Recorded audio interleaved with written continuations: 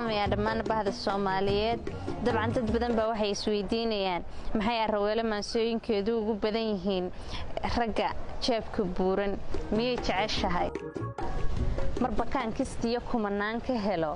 kuma qayliyo korkan saaraya ilaan kooshin iyo waa kaahiye kaydkiyo duxdaa loo yara kaca jeebkuusan baahan ka korinayee niman koo bahayn yaa ka koobin kara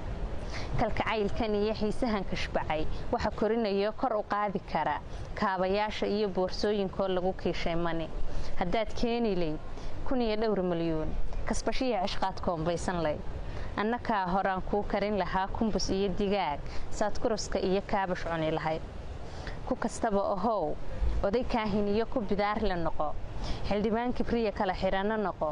oday sii kufoo ku kutubo ushiyo koomba miiso noqo ku qudaar gadiyo koo qalin sitaba kulligiin dhammaan kaashweynaha iga kaafin kara ninna kaamil iyo uma ihi kordahab kolba kii nimcada igu korinayaan kaalmaynaya haddaan yara karhana ku kaloo ka wacan baan keenaya waxaan ahay gabadh Soomaaliyeed oo waqtigeeda u qaybisa waxbarashada iyo hal-abuurka magacaygu waa Ismahaan Cabdikaafi Guuleed balse dadku waxay ii garan og yihiin Ismahaan Arraweelo waxaan ku dhashay dawlad deegaanka Soomaalida waxaan iminka ku noolahay magaalada Muqdisho oo jaamacad ka dhigtaa kulliyadda aan bartana waa Public Administration suugaanta waxaan tiriyaa badanaa marka aan waqtiga u hayo mana ay dhibto oo xilli kasteeto waan samayn karayaa waayo waahibe Ilaahay bixiyay oo isiiyay ma jecli anigu ragga lacagta la taargadna ma ahan laakiin marar badan waxa jirta raggu inay hablaha qurux ku xushaan habluhuna inay ragga lacag ku xushaan interest ay labadooduba isku raacaan marar badan bay dhacdaa marka sababtaas waxay keentay inaan mar badan aan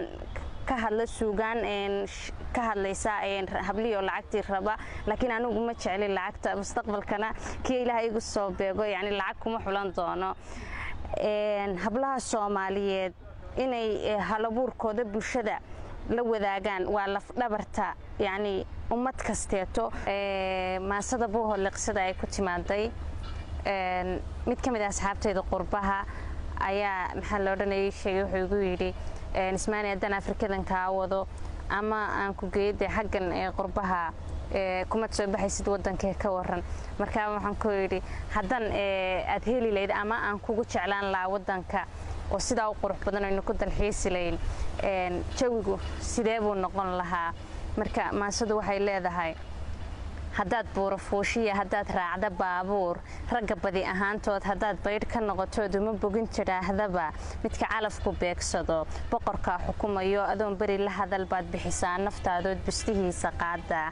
aan yara bayaan shoobarta aanu jeediye warka baalka taabta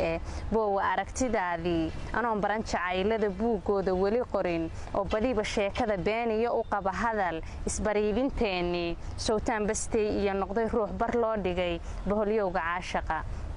waxaan bogan lahaa jiif naftu raaxa baran layd adigoo bu'aaliya bartamaha wajeer iyo beledweyne iyo luuq boosaasa deeqiya dhulka bilicda wacan ee meydigu ka bixi jiray barqa ila socdaal gala buuraha sanaagay quruxdooda loo bogay baran iyo hadaaftimo bahdi ceeri gaabo intuu roob barqadi helay baliyada xareedii baalaha ka joogaan baalaleydu goorta bidbidaysa meelaha nabad lagu bariisto barqa dharagta xooluhu dhirta hoos ka soo baxay baalbaalo jiifaan barbaartuna gedoodii goor hamaynbar ay tahay haasaawo loo baxay